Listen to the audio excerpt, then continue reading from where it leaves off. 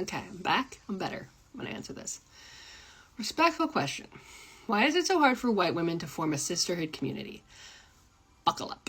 And the rest of the comment says it's like the black girl follow train all over again. So for those of us who are just hearing about the black girl follow train, it was a trend that happened on TikTok 2023, early 2023. That's when the trend came about. And it was this amazing trend that fostered community in the black women community. And it was, something that black women all around the world participated in. It was very massive, very beautiful. It was a trend that was started by an African American sister to help black women follow and support each other, support their businesses, build a platform for themselves. The black girl follow train became so big to the point where it's got to #1 on TikTok, and it stayed #1 for a very long period of time. The hashtag black girl follow train was #1. It got to a point where white women started becoming jealous of the trend. They basically tried to usurp the black girl follow train, and they started calling it the white girl follow train. It was crazy. It was a whole thing, right? And I actually made a video on this when it happened, and I'm going to link that video in the description if you want to check it out. I did like a real breakdown, who started it, how it was going. But back to the comments. Right now, I'm not quite sure exactly what she's saying. It's like the black girl follow train all over again. So for clarity, after going through this video, I'm going to go to the video where this comment was dropped so we can see exactly what she's saying. But let's get on with this video first. So there's a short answer to this and a long answer to this and a lot of nuance, but I'm going to give you my take. And here it is. White women have a really hard time forming a sisterhood community because we don't trust each other. And we don't trust each other because we treat each other the way that we treat black women when black women are not around. And I'm going to explain that. So here's the thing about whiteness. Whiteness, like, this is how I conceptualize it. Whiteness is a fractal, right? So a fractal is a shape that is the same at large scale as it is at small scale. Tree, branch, twig. That's a fractal. Whiteness works the same way. Whiteness structures itself the same way in the nation that it does in the community, that it does in the family. And that happens because whiteness, to me anyway, is a set of values, not necessarily a set of beliefs. And I'm talking about whiteness as like distinct from white supremacy. This is the value system that kind of our country is based on, kind of a lot of us were raised with. And it's not predicated on belief. You can change your beliefs and still be in the value system of whiteness. So this is just how I conceptualize it to myself. So one of the things that whiteness values a lot is hierarchy. And it's a very specific kind of toxic hierarchy where all of the good stuff goes up and all of the bad stuff goes down. So the higher you are in the hierarchy, the more benefit of the doubt you get, the more accommodations you receive, the more people are willing to like humor you, the more power you get, whether it's political, social, monetary power. Just the more protection and status you have. The lower you are in the hierarchy, the more you get shit on. The lower you are on the hierarchy, the less respect you're entitled to, the less care, the less concern. And the people lower down on the hierarchy are also the receptors of a lot of redirected negative emotions from the people higher on the hierarchy. And for example, people who are born in the white women box are heavily socialized to redirect their anger away from the people above them and down to the people below them, right? That's why you'll see a white woman who got cheated on her husband go into a store and make a cashier cry, right? Who got cheated on her husband? Blech. Or like a white woman who like got yelled at by her boss, goes home and it's all over her kids, right? Because white women are heavily socialized to redirect that anger downward. And the thing is, that hierarchy exists no matter who's there. So as soon as a black woman comes in, she's automatically at the bottom of the hierarchy, and she gets all the shit.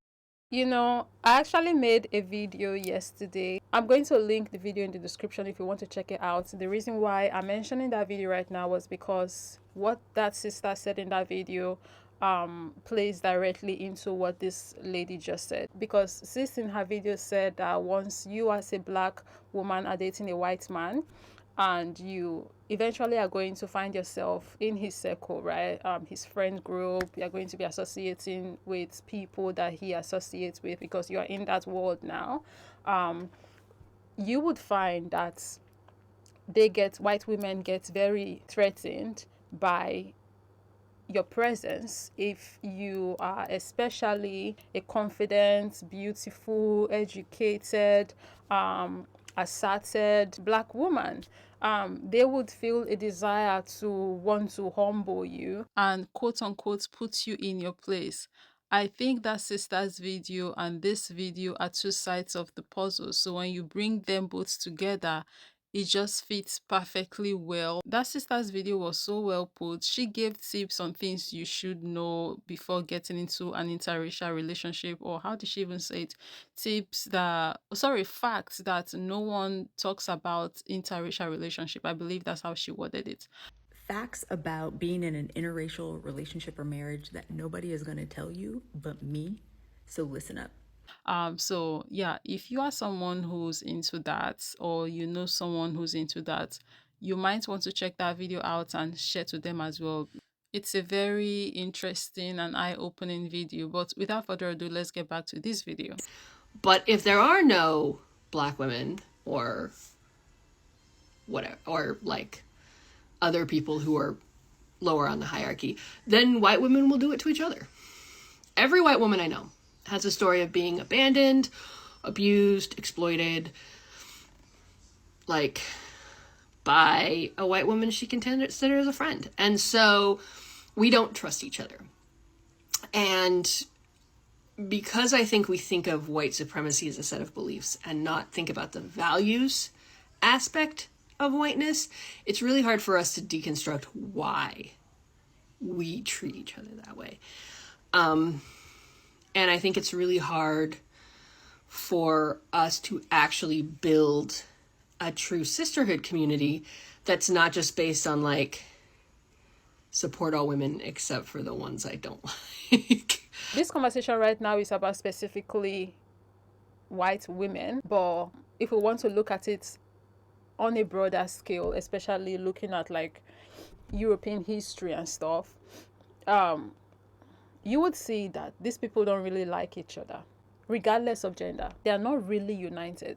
The only thing that's giving this illusion of unity that we are seeing right now is the fact that they are unified on the front of exploiting people for their own benefits. They are only unified on the basis of the color of their skin and what they can use that for, the selfish things that they can use that for. If you were to take that away, they don't really like themselves. Hence why over there in Europe, you know, they are still unaliving themselves like they were in the past, right? Look at what, you know, Russia and Ukraine, they are doing, and I've been doing for, how long have they been doing this for now? That's why you would find that if you look at history, the first group of people that them British people colonized were like the Irish people. I remember when I first heard about the history of how the British colonized the Irish. The only knowledge I have of colonization was the British, you know, colonizing every other non-white people, right? And I could understand, not agree with them doing it, but in my head, okay, I'm like, oh, I see how they could come up with these ludicrous justifications for their actions, right? And make all of these fake biological statements and to justify their actions because, you know, we don't look like them. But when you learn about the Irish, and then I look at the Irish and then I look at the British, I'm like, these are like the same people. If you put an Irish person and a British person and tell me to pick the Irish and the British, I would not be able to, just off of appearance, off of features. If they do love themselves, the history that we know of, of how they used to war endlessly, uselessly, for no goddamn reason, and unalive themselves would not have existed. They only stopped unaliving themselves and created this false this illusion of unity, because they discovered other groups of people that they could unalive and oppress instead. Europeans just might be the most tribalistic groups of people on the face of the earth. And I say this because when we talk about Africans, for example, right, and how, oh, we are tribalistic, which is true. I'm never going to say we are not, that we don't have tribalism on this continent. But isn't it crazy how when you look at the history of the Europeans, right?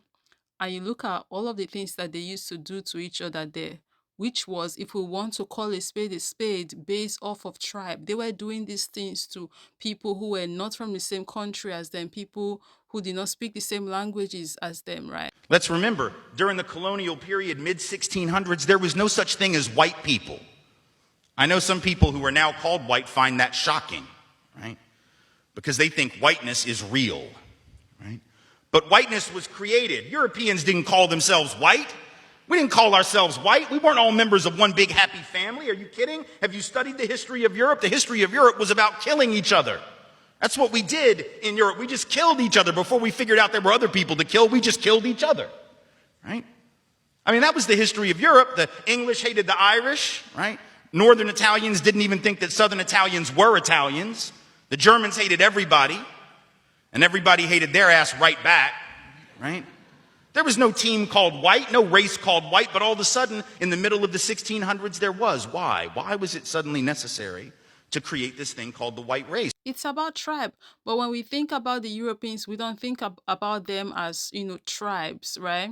But that's what it is. But let me go back to the point I was trying to make earlier when I mentioned Africans and, tribalism over here.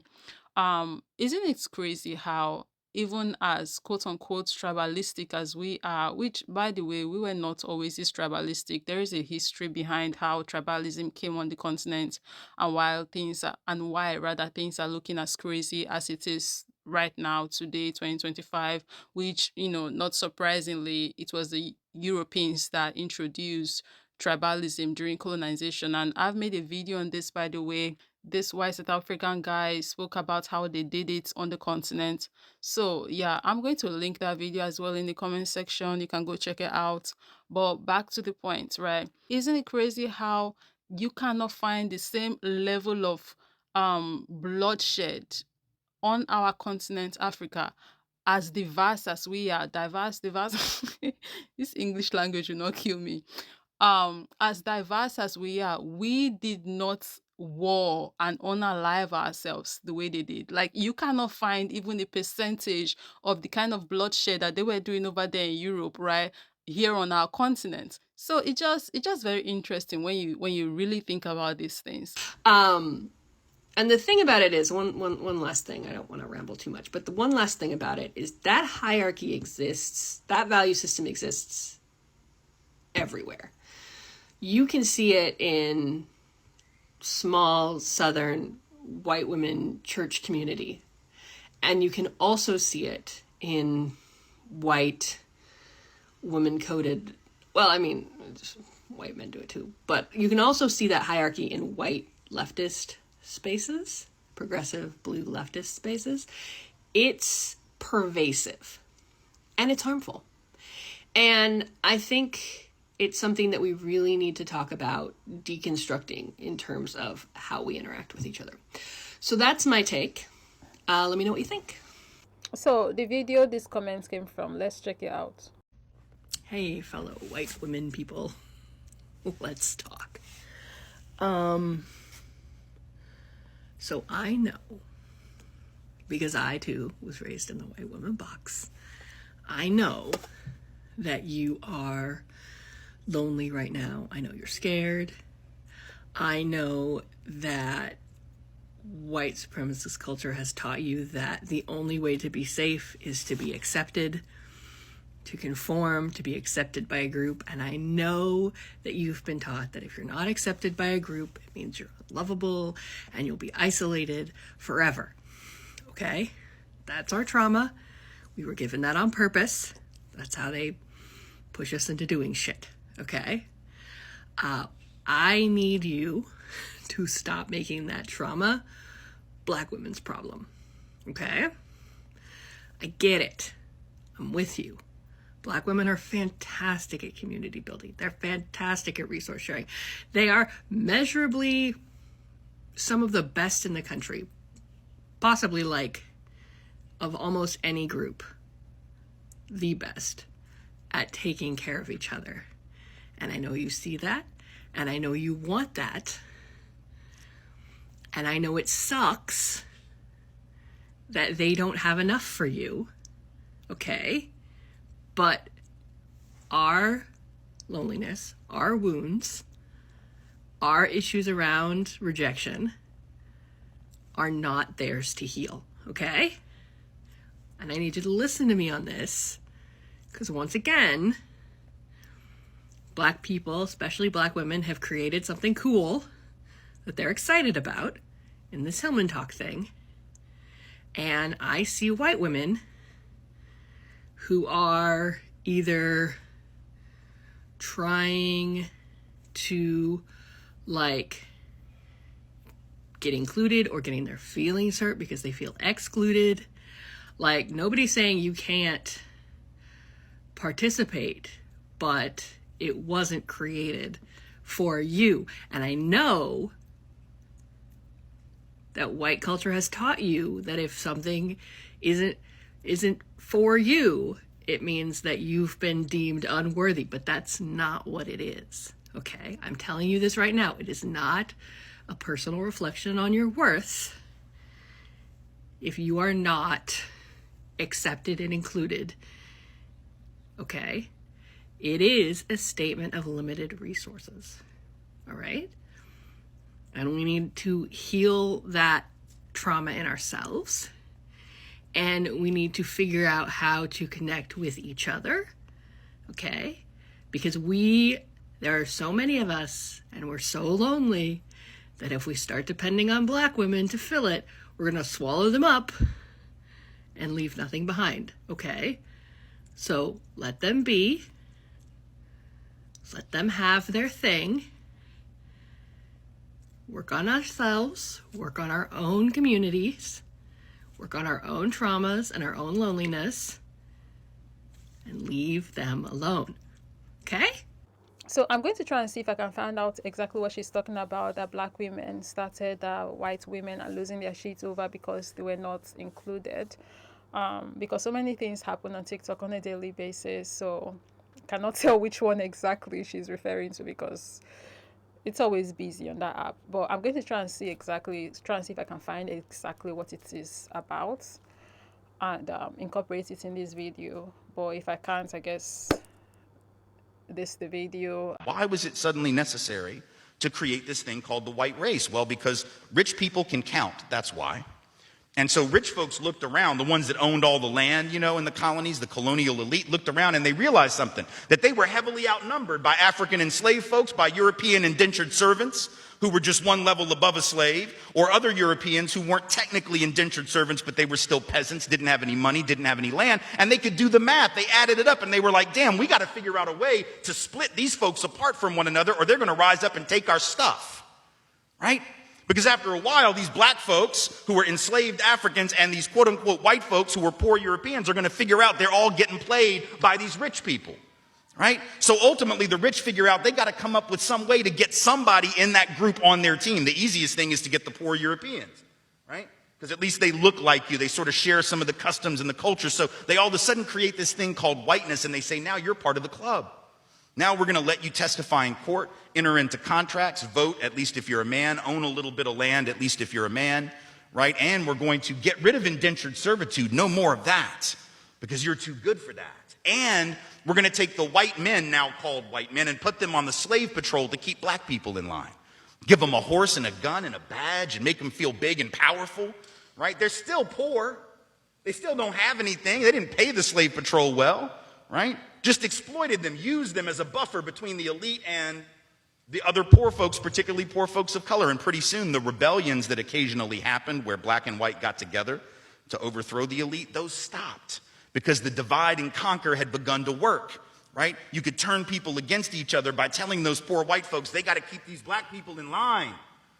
And so that divide and conquer gets initiated in the colonies. Rich white men telling not rich white people that their enemies are black and brown.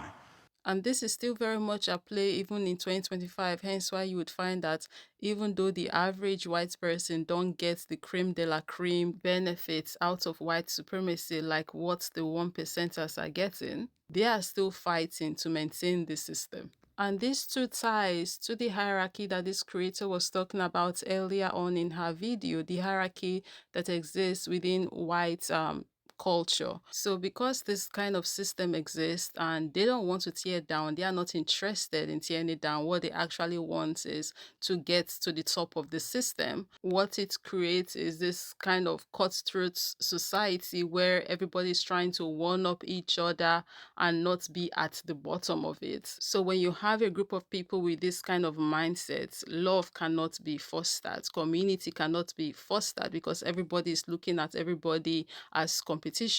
And for the most part, this would not have been our business. This entire madness, right, would not have been our business if they don't find a way to use it to affect us. Because remember, this creator said at the beginning of our video that when a black person is in their midst, paraphrasing here, they basically would now be the one to take all the SHIT, right?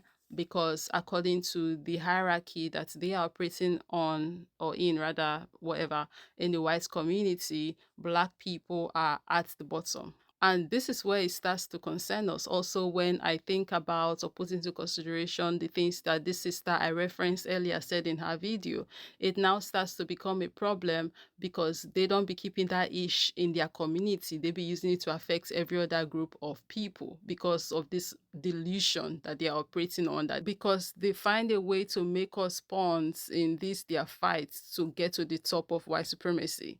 And that is a problem. Hence why I'm making this video to basically share this thoughts pattern of theirs so we would be more informed, because I feel like that could help us know how to avoid certain situations where we just might find ourselves in the presence of people who are trying to use us to one up the system or climb up the ladder or feel better about themselves, especially in this kind of sick, twisted context, if you guys get what I mean. What are your thoughts, guys? Let me know down below in the comment section. Let's continue this conversation there. Thank you very much for watching, and of course, as always, I'll be catching you in the next one. Bye. Fast forward to the Civil War era. And you have, I'm from the South, right? My people, the elite in my part of the country, right, actually announced that the reason they wanted to break away from the Union and possibly go to war with their brothers and sisters to the North was in order to maintain slavery and white supremacy. They said that at the time. We lie about it now.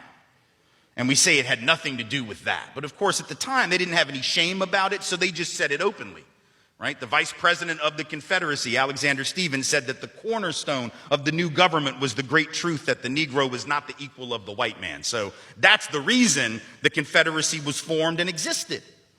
But here's the trick. If I'm rich and I want to go to war to protect my ownership in other human beings, my property, but you're poor and you don't own any enslaved people, why the hell would you go fight to protect my stuff? Because I'm a rich person. I'm not going to fight. Rich people don't go to war, right? Rich people get poor people to go to war for them, whether it's in 1860 or whether it's during the 1960s or whether it's today, right? Rich folks get doctors to write notes for them that say that they have heel spurs, and that's why they can't go to Vietnam. And if you don't know who I'm talking about, you can Google that shit because he's sitting in the White House right now, right? Oh, I can't go fight. I have heel spurs. Send some poor kids to do that for me, please, right?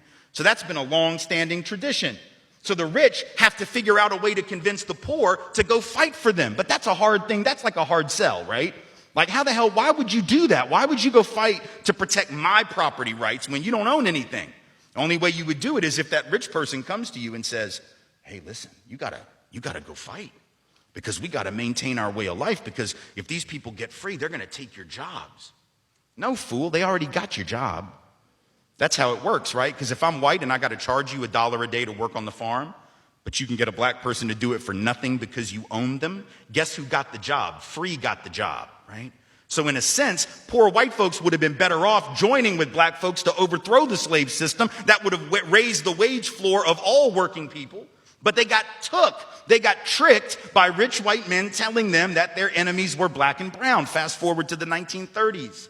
And you have white labor leaders. They're not even the elite, right? The labor leaders are not the elite, but they're the elite within the labor movement. And even they had fallen for it at this point. So they didn't want to integrate their unions. And they would say things like, well, we can't have black people and Mexicans and Chinese folks in our unions because if we do that, it's going to reduce the professionalism of our craft.